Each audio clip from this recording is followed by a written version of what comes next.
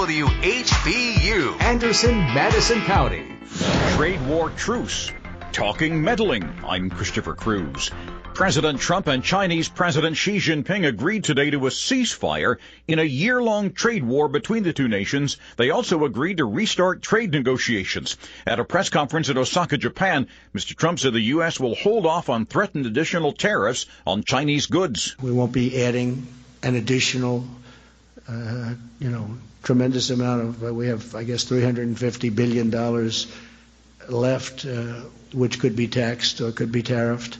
And we're not doing that. We're going to work with China on where we left off to see if we can make a deal. President Trump has now landed in South Korea. Earlier, he suggested he'd be willing to meet with North Korean dictator Kim Jong-un at the DMZ between the two countries. Correspondent Paula Hancock in Seoul has the North Korean response. The Vice Foreign Minister, Choi Sung-hee, saying that it was a very interesting suggestion and saying that it would push the relationship between the two leaders further forward, but also said that they did want an official invitation. Of course, North Korea isn't quite so fast and loose with these kind of invitations and the protocol as the U.S. president is. Russian President Vladimir Putin said today that claims of Russian meddling in the U.S. election were discussed during his meeting with President Trump in Japan. He said, quote, "We talked about it. It's been the best June on Wall Street in a very long time," says correspondent Steve Kastenbaum. The measure of 30 blue-chip stocks rose 7.19% for all of June. It was the largest increase for the sixth month of the year since 1938. Investors sent stock prices up because they believe that the Federal Reserve may cut interest rates soon. The rise happened despite some big down days, including a drop when it looked like the U.S. and Iran were on the brink of war. It's going to be a hot one today, much of the nation in the 80s and 90s. I'm Christopher Cruz. This is your WHBU forecast. Today's weather, beautifully sunny skies this morning with a high of 89 tonight. Partly cloudy with a low of 70. Sunday, another beautifully sunny day with a high of 89. And Sunday night, mostly cloudy skies with a low of 71. I'm Nick Isbell. And that's your weather. Hi, I'm Jay Farner, CEO of Quicken Loans. 30% of Americans who are planning home improvements of $5,000 or more will pay for those renovations with a high-interest credit card. That may not be a great idea. A better idea may be to take cash out of your home with a Quicken Loans 30-year fixed-rate mortgage. The rate today on our 30-year fixed-rate mortgage is 4.125%. APR 4.22%. Call us today at 800-QUICKEN or go to rocketmortgage.com. Rate subject to change. 8.88% fee to receive this discounted rate. Call for cost information and conditions. Equal housing lender. License in all 50 states. NMLS number 3030. It's Sarah Haynes from Strahan and Sarah. Weekdays on ABC. Let's talk about Walmart's grocery pickup and delivery. It's quick, convenient, and free with same-day pickup before 1 p.m. Or you can have it delivered for a small fee based on when you order. Use the code WOWFRESH to get $10 off your first order. It's a $50 minimum and doesn't expire until the end of the year. Download the Walmart grocery app or go to grocery.walmart.com. Walmart's grocery and delivery. It's a grocery game changer. We need to talk about something. Constipation, abdominal pain, and bloating. You tell yourself it's not that bad. You take laxatives and modify your diet and exercise routine, but thinking about it all the time is frustrating. Do you find yourself making up excuses instead of admitting to people that you don't want to go out because you're worried about leaving home? Despite your best efforts to feel better, your symptoms keep coming back? If this feels all too relatable, you are not alone. If your gut symptoms return again and again and you don't know why, it may be time to seek help. Like 13 million others, you might have a real medical condition called irritable bowel syndrome with constipation, or IBS-C. To get more info about your symptoms and IBS-C, go to ohmygut.info/radio. Learn about constipation, abdominal pain, and bloating. And if you're ready, find out ways to talk to your doctor or access one online. That's ohmygut.info/radio. ohmygut.info/radio. 4! Straight down the middle. It went straight down the middle. It's time for the Golf Show, presented by Cohoed and O'Neill Golf Management, the French Lick Resort, and the PGA Tour Superstore. The Golf Show takes a weekly look at golf in East Central Indiana and beyond. And now, here's your host, Brian Hammons. And good morning, everyone. Welcome once again to the Golf Show after 3 weeks broadcasting on location. We are back in our studios today alongside our producer Nick Isbell, and today we're going to take you inside the game a little bit. We're going to talk with Mike David coming up, the executive director of the Indiana Golf Association, Jeff Cook, the PGA Tour manager for Mizuno Golf. We'll talk about clubs and the business of clubs on the PGA Tour, and Tom Maples, a former caddy for Patrick Rogers out on tour. So it'll be interesting to talk to Tom about what it's like to be a caddy on tour. But first, let's take a quick trip around professional golf at the Rocket Mortgage Classic at the Detroit Golf Club, a first-year event on the PGA Tour. Nate Lashley is at 14 under par. They're going deep. He has a one-shot lead at the halfway point over Cameron Champ.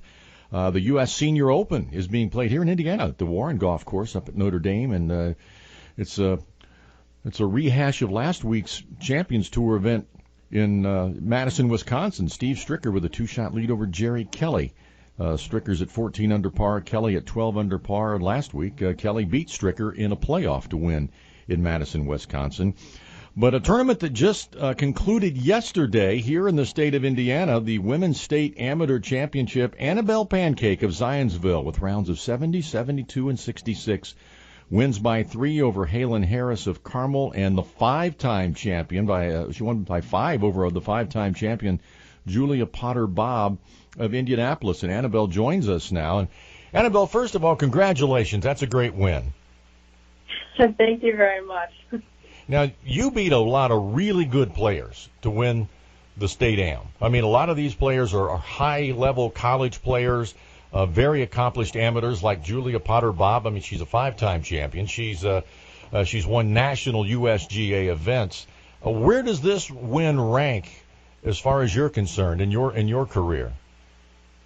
I would say pretty high on the list, if not the top one, because, I mean, as you said, all these players, they're so good, and a lot of them are my really good friends as well, including Julia. And getting to just kind of end up on top was really cool, and it was very encouraging as well, since to kind of know that the game's there and it's possible, and I'm just as good as all these girls, and I can compete with them. But yeah, it was really cool, and I would say it was definitely on the top of my list for wins. Now, you've had a very accomplished junior career, but what can a win like this do to your confidence moving forward? It's definitely a confidence booster, especially competing against such high-level players that are playing for D1 colleges. But it's definitely encouraging for my game, and it makes me realize that I can compete with all these girls, and that it's possible to win and beat them and get the score.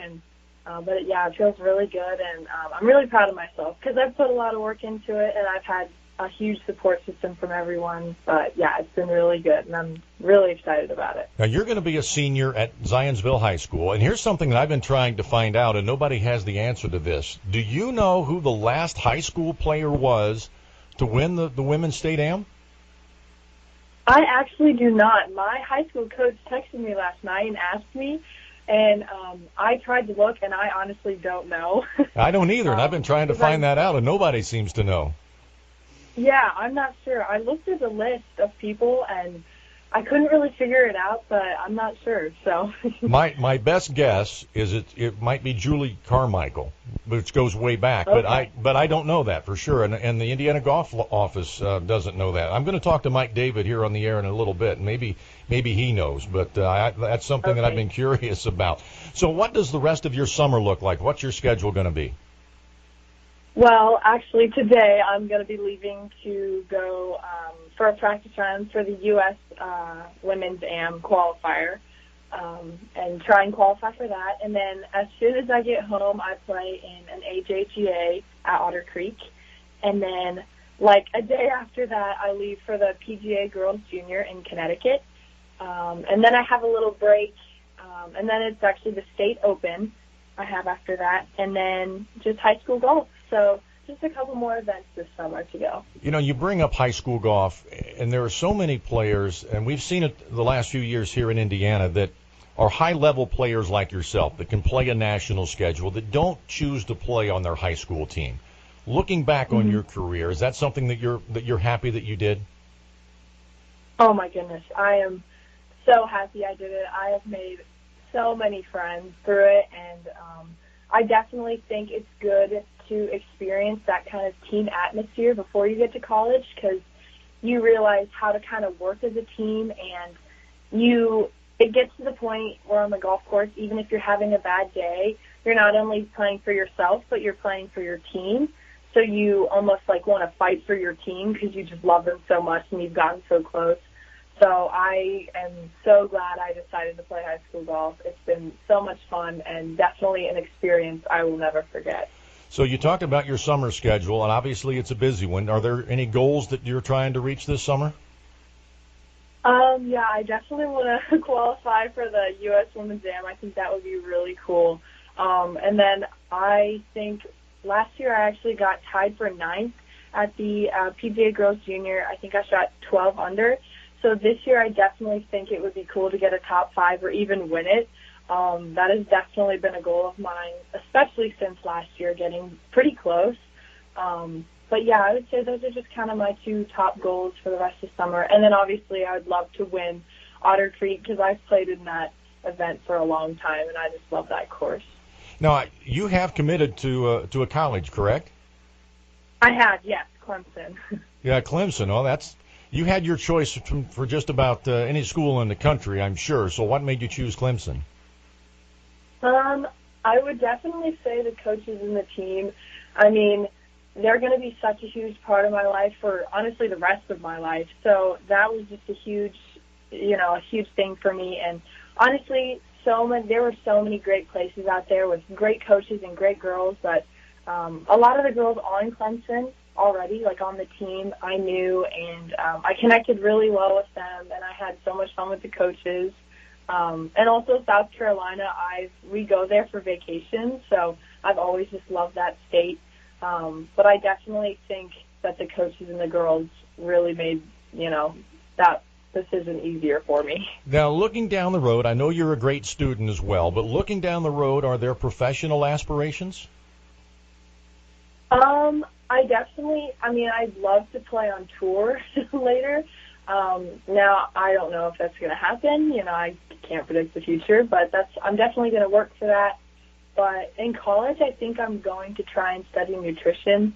So maybe if golf doesn't work out, I'll do something with nutrition or some sort of fitness program and try and be like a health coach or like an athletic trainer. I think that would be really cool. Well, I appreciate you spending some time with us this morning on the Golf Show. Congratulations again on winning the Women's State Am. And at some point, I do want to find out who the last player from high school was to win, because I think it's a pretty rare occurrence. And best of luck to you the rest of the summer. Thank you so much, Mr. Hammons. I appreciate it. That's Annabelle Pancake, the Women's State Amateur Champion, just going to be a senior at Zionsville High School. And if you get a chance to get out and watch her play, she is a terrific player and has a very, very bright future ahead of her in golf.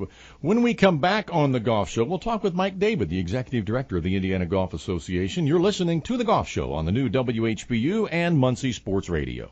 If you want to take your golf game to the next level, or if you're just taking up the sport, see Tom Harris at the Delaware Country Club in Muncie. The former Indiana PGA Professional of the Year guarantees that you'll improve, either with one-on-one lessons or through his popular women's clinics or the junior golf program. And if you need clubs, Tom can custom fit you from driver to putter using all the latest technology like TrackMan 4. For more information, go to TomHarrisGolf.com or stop by the Delaware Country Club at 510 South Country Club Road in Muncie. At Indeed, we believe a resume is a great way to see an overview of a candidate. But you're not hiring a resume, you're hiring a person. That's why Indeed offers tools that help bridge the gap between a candidate and the resume. Like skill tests, which let you actually see a candidate's abilities in action to make sure they're a good fit for the job. See beyond the resume with Indeed. Experience Indeed for yourself today and get a free sponsored job upgrade on your first posting at Indeed.com/promo. Terms and conditions apply. Hi, I'm Brian Hammons. If you're tired of driving a half hour or longer to buy your golf equipment or apparel, don't. You don't have to be a member to shop at the Anderson Country Club's golf shop. They carry great clothing lines like Adidas, Nike, Under Armour, and Puma, and top-of-the-line clubs from TaylorMade, Callaway, and Titleist. And if you think you're saving money by driving to the big box stores, you're not. So save the gas and stock up on all your golf needs at the Anderson Country Club at 602 North Shore Boulevard in Anderson. Nobody beats our prices at Menards, so you can save big money on everything for your home's exterior. When it comes to outdoor wood projects, Cabot has a stain for every style. Save $15 a gallon after rebate on all Cabot premium exterior wood stains and finishes. Price is good through July 6th. Save on Cabot premium exterior wood stains and more.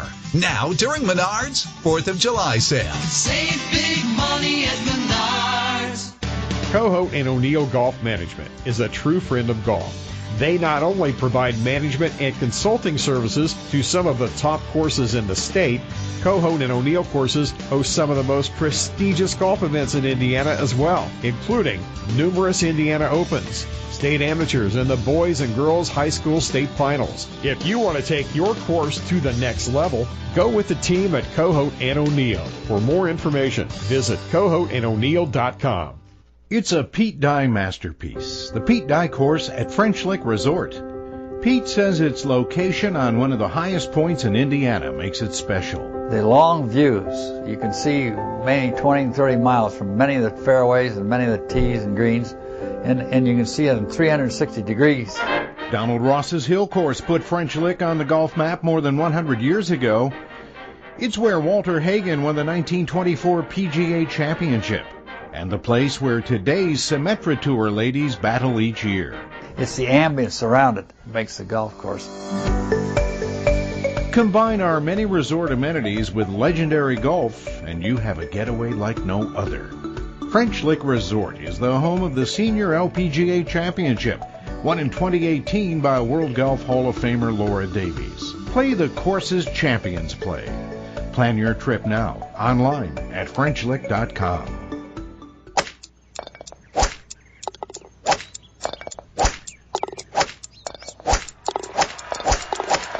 It's time to get ready at the new PGA Tour Superstore. Get ready for custom-fit clubs. Get ready for expert advice and lessons from our certified teaching pros. Get ready for the largest selection of clubs, apparel, shoes, and more. Get ready, because the PGA Tour Superstore in Indianapolis is now open. Located at Clearwater Crossing. I hit it hard, man. So far, man.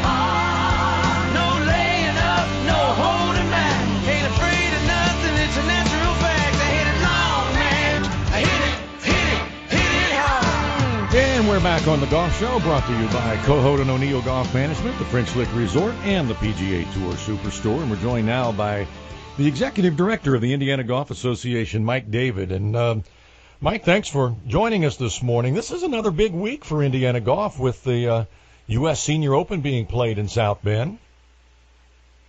Yeah, Brian, the U.S. Senior Open in South Bend, and we just finished our Women's State Am in Kokomo. So when you have a short season, you got to get a lot done in a short amount of time. All right, I have a question for you that in your office hasn't been able to help me yet.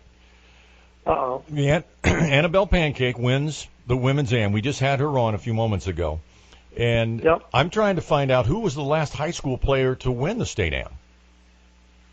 Well, that's a good question. I would have to look at the past champions list, but I bet I could get an answer for you. Can't think of it off the top of my head. But I'm guessing. Confident I can figure that out. I was guessing it might be Julie Carmichael, but I don't know.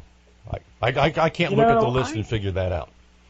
Yeah, I'll have to let you know. I'm thinking it's happened since then, but I could be wrong. That tournament has definitely turned into, a high school and college dominated tournament, and has been very competitive over the last several years. So I'd be surprised if we didn't have a high school player that's won it, but I can't guarantee that. Well, text me when you find out, because I'm just curious. All right, you got it. So nobody has their finger on the pulse of golf in this state more than you. So how would you describe the state of golf in Indiana? Is it healthy? I think obviously this year we've been hammered by the weather, and with a seasonal association like we are here in Indiana, it's dictated by the weather. If you lose 3 or 4 weekends in May, you're simply you don't have enough time in the year to get those back. So I think overall the game itself is healthy. I think that certainly the weather we've had to deal with this year has taken its toll on some courses. I know a lot of courses are running way behind where they were last year, but simply nothing you can really do about that. How do the overall numbers of people playing in this state compare to, say, 20 years ago? Yeah, well, certainly they're down from where they were 20 years ago, and I don't know, to be honest with you, Brian, we talk about this in the golf industry a lot. I don't know that we'll ever get back to where we were 20 years ago, but, I think that after a slow decline in the numbers over a few years, the good news is they've leveled off. And there's been kind of a slight increase over the last few years if you look at the National Golf Foundation numbers. So that's a positive. I also think, and you well know this, that in Indiana we've got junior golf programs that are going extremely well, and I think that you got to be optimistic about the future that those programs are gonna make a difference and help in the long run. Yeah, that's certainly what we think anyway. Yeah, you talk about the junior golf program. I mean, your program is turning out tour players. I mean, you've got several playing on the PGA Tour, others playing on the what is now the Korn Ferry Tour, and tours all over the world. Why do you think junior golf in Indiana is so good? I think it's just an overall commitment that Indiana's had for a number of years. Our junior tour actually started in 1987. And we had 10 events and a couple hundred kids playing it. This summer we'll have over 70 events and reach over 1,300 kids. And I really think it's just, some PGA professionals from years ago who just realized the importance of junior golf in Indiana, and they've kind of instilled that belief into their, into the next generation of PGA professionals, and it's just kind of perpetuated itself in Indiana. So, from the golf office standpoint, I know we've always had a major focus on junior golf initiatives, and I think that continues today with our junior tour. We're one of the top performers in PGA Junior League across the country, and then of course, since we've gotten involved with the First Tee about 8 years ago, it's just exploded across the state. We're reaching over 100,000 kids statewide with our First Tee programming, which is fairly amazing for a Midwestern state. Yeah, we just had our fundraiser for the East Central Indiana chapter of the First Tee on Thursday, and it's starting to grow. This is just the second year of the program, and it's really doing well in the grade schools here in East Central Indiana. So, what challenge? Yeah, we're in 275 elementary schools statewide with the national school program. So, and it's not, you mentioned turning out tour players, and certainly that's a nice byproduct.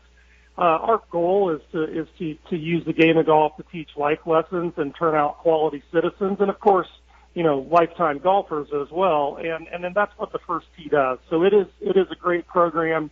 It takes a while for people to become educated on what it is, but once they hear about it, they're on board without a doubt. So what challenges does golf face in the future, in your opinion?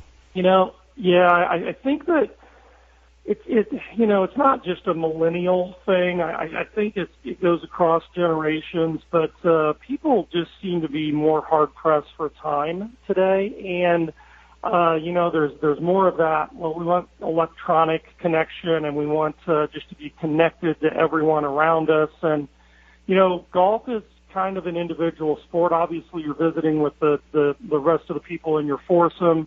But it's not, it's not something that you can necessarily do in 30 minutes to an hour. So I think those are the challenges. You talk about the cost, excuse me, and you talk about, the 5 or 6 hour rounds, and in Indiana, that's really not an issue for us. I think a survey was done a few years ago that, asked people what they thought the average cost for 18 holes was, and I think nationwide people thought it was like $70, and in reality, it's $20-something is the average to play. And with the overabundance of golf courses we have right now, it doesn't take 5 hours to play. As you know, you can frequently get out there and play 18 holes in less than 3 hours. But I do think that the time commitment that the game takes is probably the biggest hurdle for us.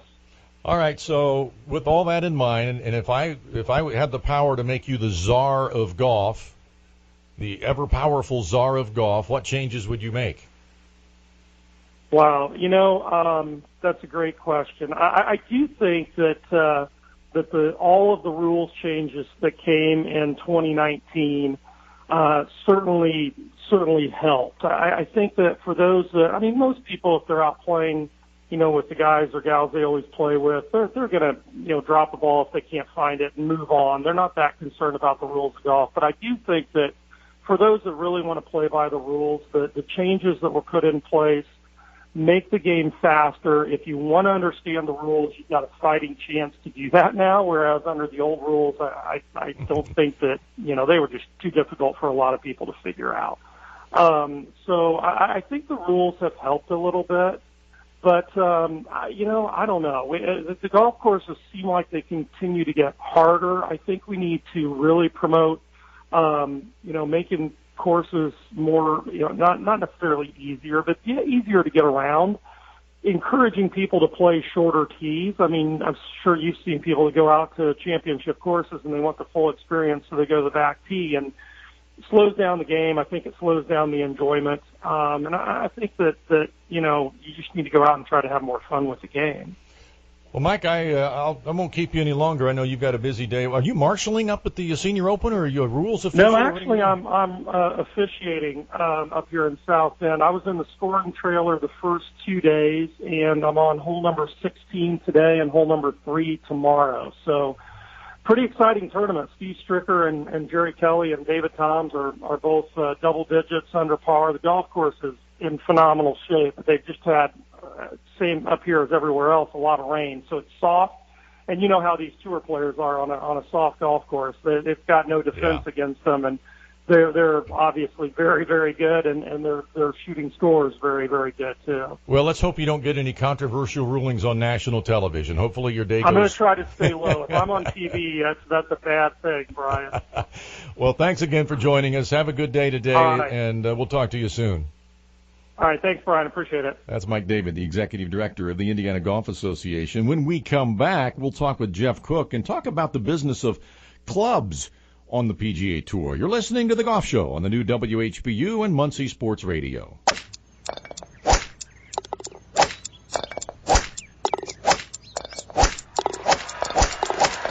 It's time to get ready at the new PGA Tour Superstore. Get ready for custom-fit clubs. Get ready for expert advice and lessons from our certified teaching pros. Get ready for the largest selection of clubs, apparel, shoes, and more. Get ready, because the PGA Tour Superstore in Indianapolis is now open. Located at Clearwater Crossing. Nobody beats our prices at Menards, so you can save big money on everything for your home. Get dishes sparkling clean with Dawn Ultra dishwashing liquid. A big 40-ounce bottle is only $4.59. A 6-pack of Bounty huge roll paper towels is equal to 15 regular rolls, only $12.99. Save on Dawn, Bounty, and more. Prices good through July 6th. Now, during Menards' 4th of July sale. Save big money at Menards. Introducing the new $5 Biggie Bag from Wendy's. It comes with a new bacon double stack made with a quarter pound of fresh, never frozen beef and topped with crispy applewood smoked bacon. Plus 4 nuggets, fries, and a drink, all for just $5. That's right, just $5. The new $5 Biggie Bag from Wendy's is everything you could ever want. Well, at least for lunch. Try Wendy's new $5 Biggie Bag today. Biggie Bag includes 4-piece nuggets, small fries, and a small drink. Fresh beef available in the contiguous U.S., Alaska, and Canada. Approximate weight before cooking. Price and participation may vary in Alaska and Hawaii. Cohout and O'Neill Golf Management is Central Indiana's premier golf management company, providing management and consulting services to some of the top courses in the state. But that's not all.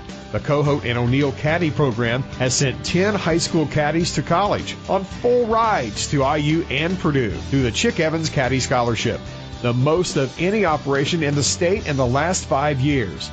For more information on the Caddy program, visit CohoutandO'Neill.com. Hi, I'm Brian Hammons. If you're looking for a private, affordable, fun golf course, check out the Anderson Country Club. It's one of the oldest courses in Indiana, and pace of play is never a problem. It's a charming, old-school club with modern amenities, like brand new golf carts and a new bar and casual dining area to go along with the formal dining room. It's a great place to create memories with family and friends. To learn more, go to AndersonCountryClub.net and click on the membership tab. It's a Pete Dye masterpiece, the Pete Dye course at French Lick Resort. Pete says its location on one of the highest points in Indiana makes it special. The long views, you can see maybe 20 and 30 miles from many of the fairways and many of the tees and greens, and you can see it in 360 degrees. Donald Ross's Hill Course put French Lick on the golf map more than 100 years ago. It's where Walter Hagen won the 1924 PGA Championship, and the place where today's Symetra Tour ladies battle each year. It's the ambience around it that makes the golf course. Combine our many resort amenities with legendary golf, and you have a getaway like no other. French Lick Resort is the home of the Senior LPGA Championship, won in 2018 by World Golf Hall of Famer Laura Davies. Play the courses champions play. Plan your trip now, online at FrenchLick.com. You do July 4th right, whether you're entertaining or taking advantage of a day to tackle your to-do list. Lowe's is here to help with July 4th savings. Shop in-store now and get 5 bags of premium mulch for just $10. And for 7 days only, save $9 on a twin pack of Kingsford charcoal, now just $14.88. Whatever's on your list, hurry into your local Lowe's for deals this July 4th. Do it right for less. Start with Lowe's. Mulch offer valid in-store only through 7/10. Charcoal offer valid through 7/4. Limit 5 twin packs per customer. While supplies last, U.S. only. Excludes Alaska and Hawaii. Help! I need somebody. Help! Not just anybody. Help! You know I need someone. Help! Well, if players on the PGA Tour need any help with their equipment, providing they are Mizuno players, they go to our next guest, Jeff Cook, the PGA Tour manager of Mizuno Golf. Jeff, a former PGA Tour player who's now with Mizuno. And Jeff, real quick, how would you describe to our listeners your job right now? Well, good morning, Brian. How are you? I am doing well. Well, very good. Well, my job is it's multifaceted. It's a big umbrella, actually. I cover mainly the PGA Tour, and I'm in charge of all PGA Tour golf operations. But under that, the Web.com, which is now the Korn Ferry Tour, that's kind of hard to say right now. That name's a little strange, and then the LPGA Tour, and then the Champions Tour. So all the other tours fall under me, but under all that is, having relationships with all the managers, understanding fitting, doing fitting, club repair. But I don't have to do the club repair. I have a great guy that does the club repair weekly in our tour van, and then doing all the contracts, and then being involved in all the R&D side, which that's turned out to be my probably favorite side of it is the concept of where we start a club, where it ends up, and so it's a little bit of everything really. And then on the soft goods side too, with our staff bags, mainly the staff bags, because we start on the tour with the concepts, and so when somebody sees one, eventually I was part of it. So there's a lot going on, really. Yeah, you wear a lot of hats. Now, I want to talk about a lot of those things that you do, but let's start with the week in and week out in the club trailer, in the Mizuno trailer. How often do you see a player? How often do they come to you? It just depends on the guy. I'll use an example of Luke Donald, former world number one. And, he might come in once a month if he's playing. Let's say he plays 3 tournaments in a row, or 3 max, which that's about norm. So he might come in once. I mostly would see him on the range or in the clubhouse or locker room. But, and he's not needy. Basically, somebody like him is just to, check the loft and lie, which we recommend at least once a month, and maybe get new grips on. And then you have the other side of it, which a guy spends a lot of time in the band. And it just depends on the guy. A guy that we have locally here, at least from Indiana, Adam Shank. Mm-hmm. Former Purdue guy. Nothing against him, but since I'm an IU guy, but that's all right.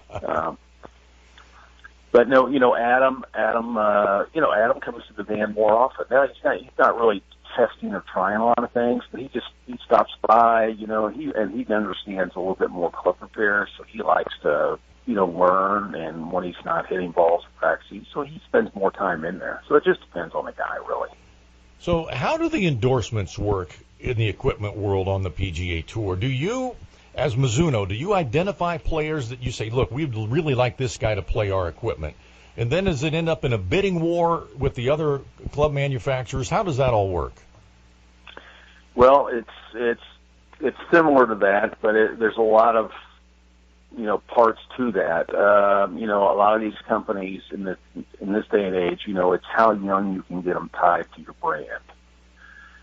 So, all the manufacturers are out there in amateur golf. That's really where it starts, amateur and college golf. And they've got teams of people that are either seeing college, going to college events, going to amateur events, and introducing the products to try to create a relationship or, get them using the product. And that's where it starts. And then by the time, I have a college team under myself that, they service for college, they go to college events, and then typically I don't have enough time to spend in that arena. I wish I did. Other than locally, when I see kids here where I live, and get to spend some time with them or see what they're doing, or if there's a college event locally, that's about all I get to see, or when I can read up on it. And then they'll feed me information. And a perfect example of this, I'll go right back to him, is Adam Shank, our college guy, years ago, said, hey, there's a kid that plays at Purdue. He's a sophomore. I think he's got potential to play the PGA Tour. If you get a chance, you should take a look at it. And lo and behold, I played the State Open that year, and I got paired with it. And so the first 2 rounds, I got to see him up close and personal. And I walked away, and I called the college guy, and I said, nice find. This guy can play the tour. So they'll kind of feed it up to me. I'll take a look. I'll try to play with them, and then I'll try to get more feedback from other people. And then it can turn into a bidding war. Obviously, if you are, the guys that just came out of Oklahoma State, Matthew Wolf and Victor, I can't pronounce his last name. Hovland? Yeah. Well, those two there are one of the 2 premier guys, so that's a bidding war from day one. So that's just who wants to spend the most, basically. And it still comes down to the player, though. The player can say, hey, here's what I use, just give me the best deal, and let's move forward. So, and then that's how it all starts. But, you try to find these guys kind of, it's easy to pick at the top. You just need a lot of money.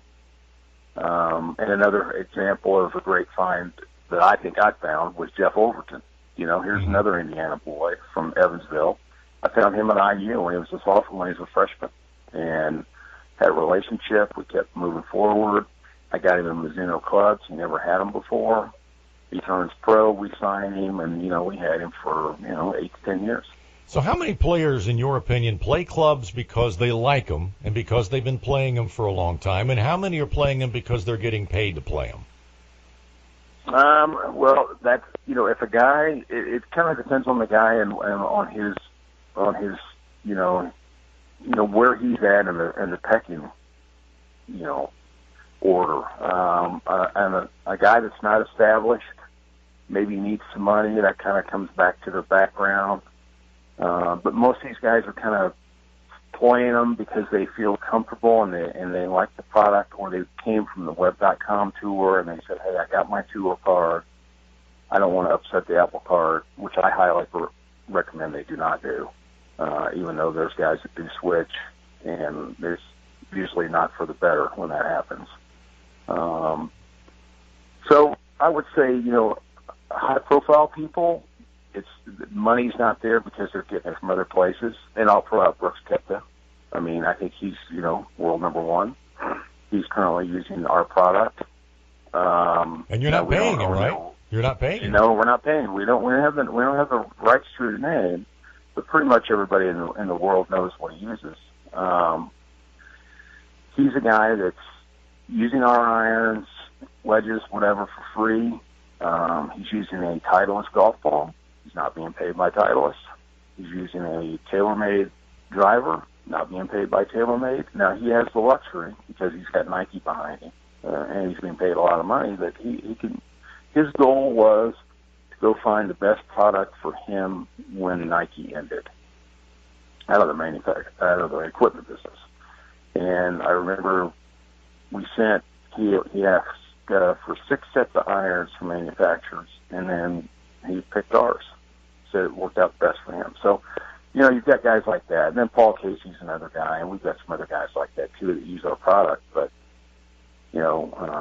they're doing it because they feel it's the best for them. So it just depends on the guy. A kid coming out of, that just got his tour card, more than likely he's using what he was using, and some guys go for the money, which is not, once again, I don't recommend that to anybody at this point. All right, let's dispel a couple of myths. How different are tour player clubs compared to the clubs that the rest of us can buy? From Mizuno, they're exactly the same. 100%. The clubs that I give Brooks Koepka, or I give Luke Donald, or I give Adam Schenk, which Adam Schenk just got a new set last week, they're exactly the same clubs that you can buy. Now, there are tweaks. We have the capability of custom making something for somebody if we need to, and that would just be because they need something a little bit different, and that kind of goes on the pecking order of the hierarchy too.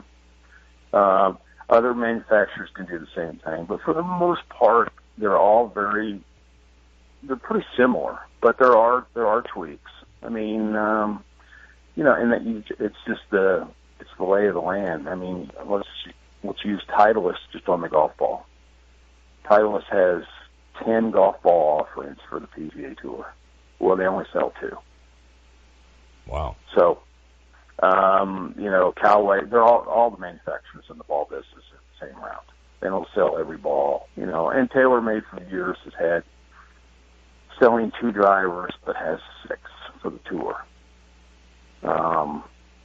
And we've had some of that at times, just because it's a driver. We've had to have 2 we sell, and then maybe 2 or 3 that are just tweaked a little different. So it's not 100% for every manufacturer. For us, for the most part, it is 100% currently. And we did make custom irons. We have done it for Nick Faldo, which Nick, from back in the day. When he won his 6 majors, all his clubs were all custom made. But just depends. We had Nick Price back in the day; those clubs were custom made. So it but I'm talking high profile guys. If a guy just comes out of tour school and says, "Hey, I'd like this," it's probably going to be no. But and we just made some custom clubs earlier this year for Patrick Reed. So it's kind of a mixed bag. Yeah, we're running out of time, but there's one other thing. You get this all the time. You finish your round of golf, you go in the club, you have a beer, you're watching the tournament on television, and somebody sees a player hit a 7-iron 200 yards. And you always have some know-it-all say, "Oh, that's not really a 7-iron he hit. They bend it to a 5-iron loft." That doesn't happen, does it? No, not really. These guys are that strong and they have that much speed. What's interesting is Tiger Woods. Let's just use him. Tiger Woods still uses old lofts from 25 years ago. Wow. Which that is amazing, because we were, I know you're running short on time, but, when Tiger left, when Nike left the arena on the golf club part of it, we were the first choice for them. And sadly, the deal didn't work out for us because Tiger used Mizuno's, all growing up in college, and all his amateur events and his first Masters. But we made clubs that he used back in the day for him. And I have the spec sheet still today, and it's amazing. A pitching wedge at 49 degrees, which today, the standard pitching wedge is 46 or 45. Wow. So these guys know. I just know because I can see all their specs. We have them all on the computer. None of their clubs are really jacked up. They're still using 47, 48 degrees loft. These guys just have speed. Yeah, they're just better than we are. Well, I am. I can't speak for you because I know you're good. Well, I used to be okay, but, Father Time catches up, and now I have to move up a tee, so that's not funny. Well, I appreciate you spending some time with us this morning, Jeff, and hopefully I'll run into you at Prairie View, and we'll move up a tee and play. All right, sounds good, Brian. Anytime you need anything. Thanks. I'll send you my specs. Thank you. That's Jeff Cook, the PGA Tour manager of Mizuno Golf. When we come back, we'll talk the life of a caddy with Tom Maples. You're listening to The Golf Show on the new WHBU and Muncie Sports Radio. If you want to take your golf game to the next level, or if you're just taking up the sport, see Tom Harris at the Delaware Country Club in Muncie. The former Indiana PGA Professional of the Year guarantees that you'll improve, either with one-on-one lessons or through his popular women's clinics or the junior golf program. And if you need clubs, Tom can custom fit you from driver to putter using all the latest technology like TrackMan 4. For more information, go to TomHarrisGolf.com or stop by the Delaware Country Club at 510 South Country Club Road in Muncie. At Indeed, we believe a resume is a great way to see an overview of a candidate, but you're not hiring a resume, you're hiring a person. That's why Indeed offers tools that help bridge the gap between a candidate and the resume, like skill tests, which let you actually see a candidate's abilities in action to make sure they're a good fit for the job. See beyond the resume with Indeed. Experience Indeed for yourself today and get a free sponsored job upgrade on your first posting at Indeed.com/promo. Terms and conditions apply. Cohout and O'Neill Golf Management is Central Indiana's premier golf management company, providing management and consulting services to some of the top golf courses in the Hoosier State. Courses like Prairie View Golf Club in Carmel, Woodwind Golf Club in Westfield, Crestwood Country Club in Avon, Mystic Hills Golf Club in Culver, and here locally, Elwood Golf Links in Elwood. If your favorite golf course is searching for a new direction in leadership and management, go with the best. Visit CohoutandO'Neill.com. Nobody beats our prices at Menards, so you can enjoy more time relaxing outdoors this summer. Cutter Backyard Bug Control repels and kills mosquitoes, flies, gnats, and more on contact for up to 12 weeks. The water-based formula continues working even after it rains. The handy hose end sprayer covers up to 5,000 square feet, just $649. Price is good through July 6th. Save on Cutter Backyard Bug Control and more. Now during Menards 4th of July sale. Save big money at Menards. Hi, I'm Brian Hammons. Golf can be frustrating for both beginners and accomplished players. If you want to eliminate that frustration and really enjoy the game, take lessons, and not from just anybody. Go to the Anderson Country Club. You don't need to be a member to take lessons. Director of Golf Brian Garrett and head PGA professional Zach Dreyer will help you achieve your goals in golf, whether you're just beginning or trying to make the tour. To set up a lesson, go to AndersonCountryClub.net. You do July 4th right, whether you're entertaining or taking advantage of a day to tackle your to-do list. Lowe's is here to help with July 4th savings. Shop in-store now and get 5 bags of premium mulch for just $10. And for 7 days only, save $9 on a twin pack of Kingsford charcoal, now just $14.88. Whatever's on your list, hurry into your local Lowe's for deals this July 4th. Do it right for less. Start with Lowe's. Mulch offer valid in-store only through 7/10. Charcoal offer valid through 7/4. Limit 5 twin packs per customer while supplies last. U.S. only. Excludes Alaska and Hawaii.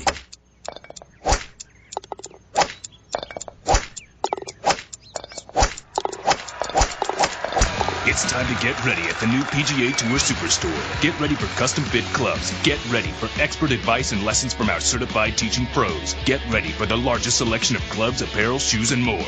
Get ready, because the PGA Tour Superstore in Indianapolis is now open. Located at Clearwater Crossing.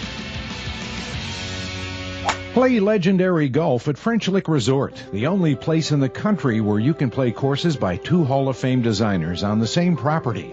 Our Pete Dye and Donald Ross courses offer 2 very different challenges. Experience them both and save with our Hall of Fame package. Our 2 historic hotels are unique as well. Cap it off with a fun visit to the French Lick Casino.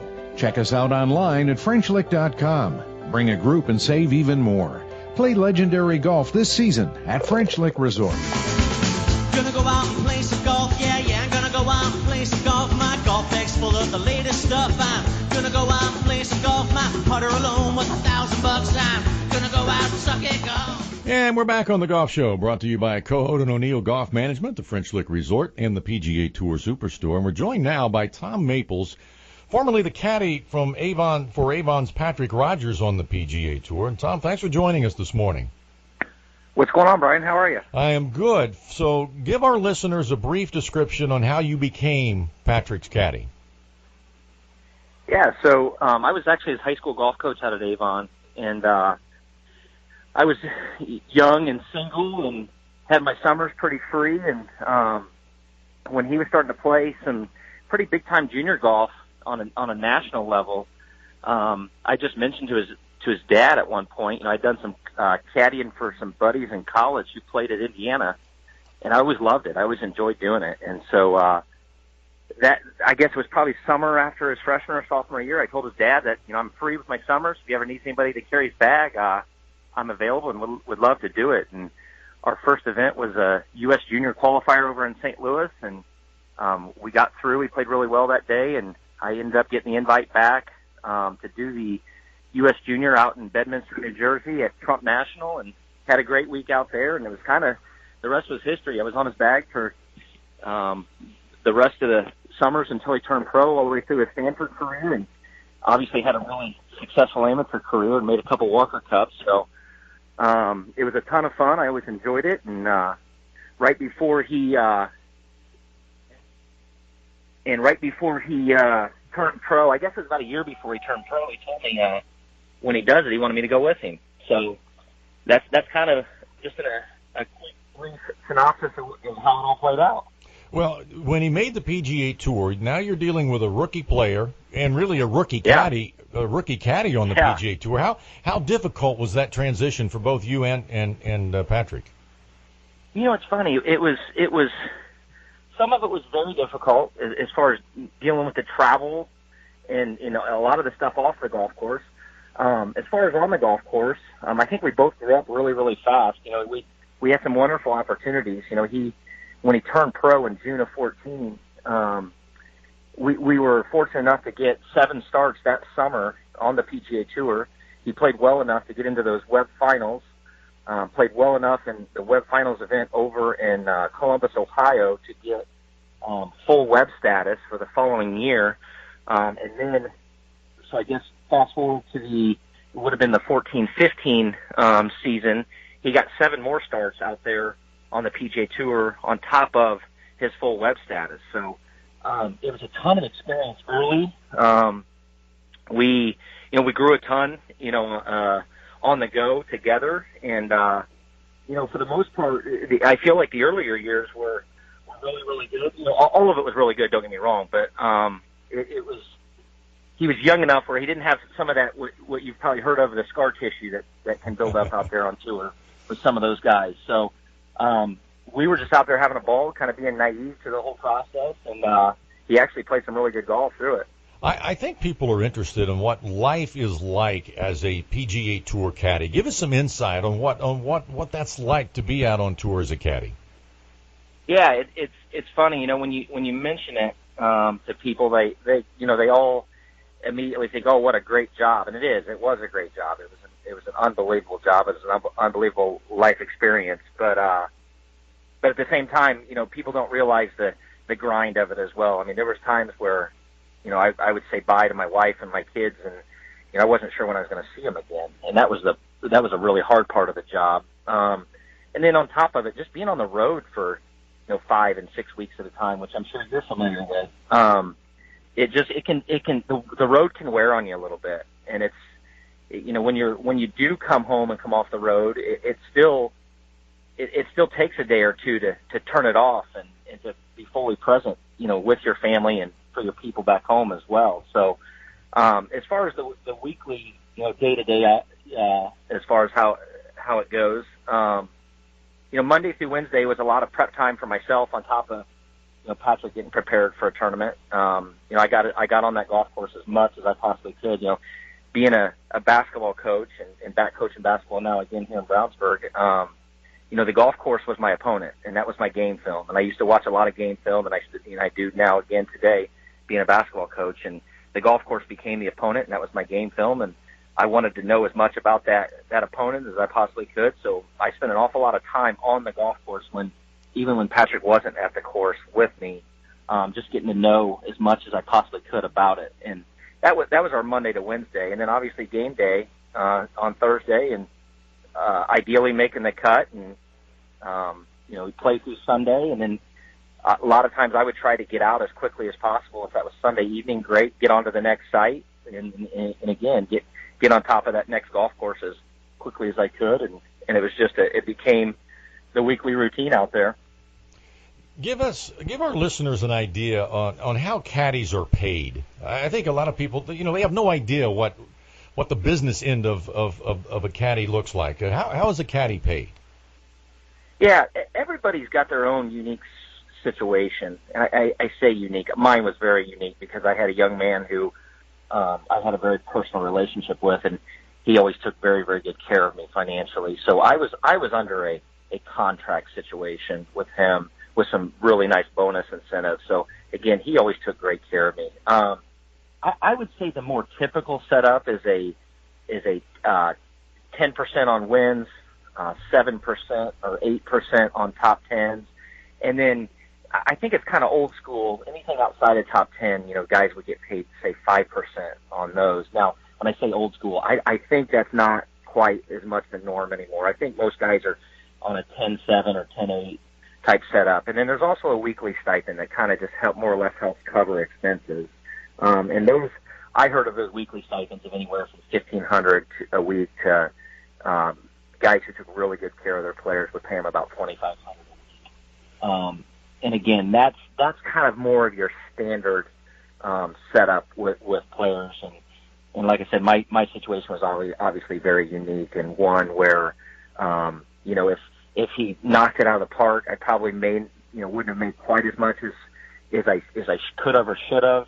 And at the same time, if we had a year where we struggled, he knew that I was getting taken care of. So again, with a family at home and a stay-at-home mother for a wife, it was just a really good setup for me. Yeah, I think people are surprised when they find out that, caddies, a lot of them make, good six-figure salaries. I mean, you can make a really nice living if you have a successful player out on tour. Now, in your opinion, the most important attribute for a tour caddy is what?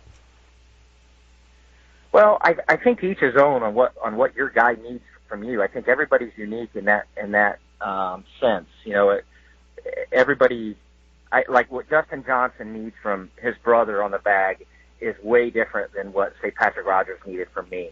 Now, with that being said, just knowing Patrick as well as I did, and having some good buddies out there like Michael Greller, who caddies for Spieth, is a good buddy of mine.